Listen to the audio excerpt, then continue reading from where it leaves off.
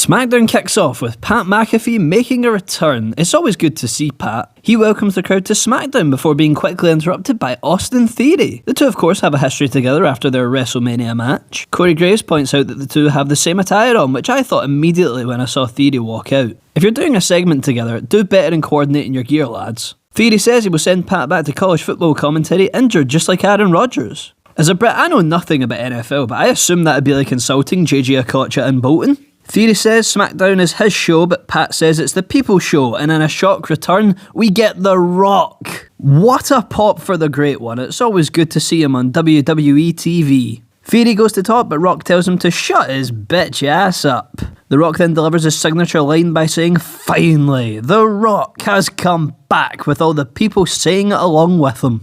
Theory tries it for himself but gets booed beyond belief. Theory gives Rock a taste of his own medicine and says it doesn't matter what The Rock thinks, and points out it's Rock and Austin back in the same ring again. Rock says if Austin was here he'd beat up Theory, but instead Rock gets the arena to chant "You are an asshole" to Theory on repeat for a solid 30 seconds. Rock threatens to beat down Theory, so Theory hits him first, but Rock lays him out with a spinebuster before hitting the most electrifying move in all of sports entertainment, the people's elbow to Theory.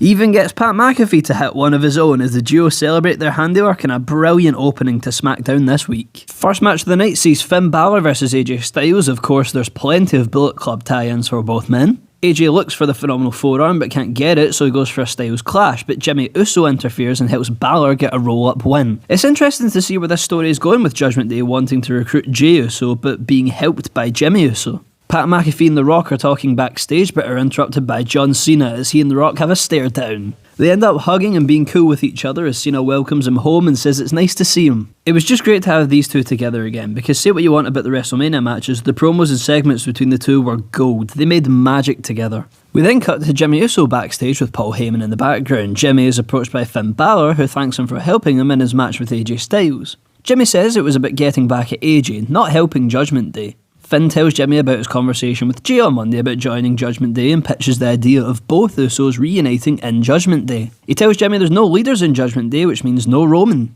He leaves Jimmy to think about it as Heyman comes up to Jimmy. The LWO are here as Rey Mysterio thanks them for lifting him up when he felt lost last year and being his family. Santos Escobar then says it's his dream to wrestle his idol and wants a US title match against Rey. Rey accepts, but they get interrupted by Bobby Lashley and the Streety Peas. Wilde and Del Toro challenge the Profits to a match, which the Profits win quickly with the Revelation. After the match, the Profits beat down their opponents, but Rey and Santos jump in.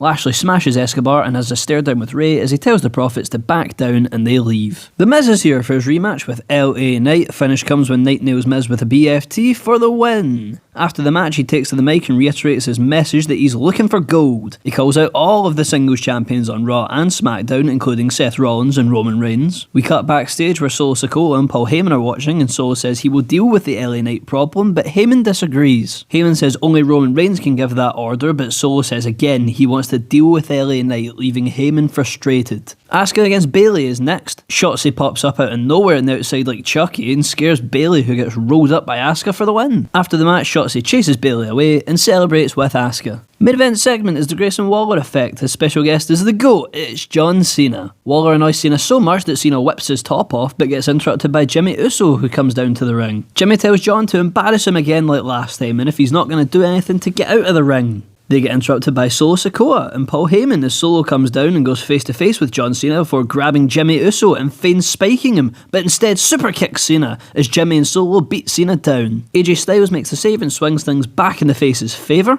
They dispatch of Solo before Cena hits the 5-knuckle shuffle to Jimmy, but Solo saves him from being AA'd as the Faces hold the ring and the show goes off the air. Thanks for watching my review of SmackDown this week. It was insane to see in 2023 a SmackDown that started with The Rock and ended with John Cena, but I'm not complaining. As always, show your support by liking, subscribing, and let me know what you think I can do better in the comments. Hopefully you stick around, and I'll see y'all next time.